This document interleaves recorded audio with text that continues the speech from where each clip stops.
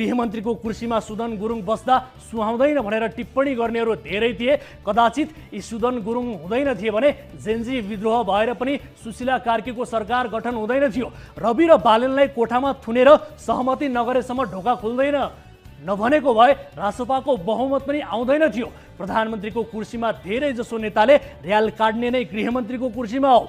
यस्तो लालच देखाउनुको एक मात्रै कारण भनेको सुन तस्करीबाट कमिसन खाने, भिजिट भिजा जस्ता लुप होलबाट कमिसन खाने, आफ्ना सेटिङका मान्छेलाई सिडिओ प्रहरी प्रमुख बनाएर जिल्ला जिल्ला पठाउने र सबैतिर सेन्ट्रल कलेक्सन गर्ने। प्रहरीको रासन सरुवा बडुवामा समेत गृहमन्त्री लुट्ने गर्थे। त्यो कुर्सीमा बसेपछि सजिलै लुट्न पाइन्छ भन्ने थाहा पाएर नेताहरूको झगडा गृहमन्त्रीको कुर्सीमा हुने गरेको छ।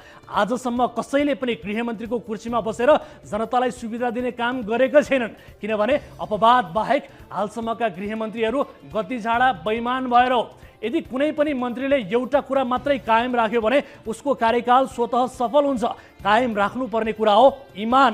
यही इमान सुदनले कायम राखे भने मै ग्यारेन्टी गर्छु सुदन गुरुङ लामो समयसम्म सम्झिरहनु पर्ने गृहमन्त्रीको रूपमा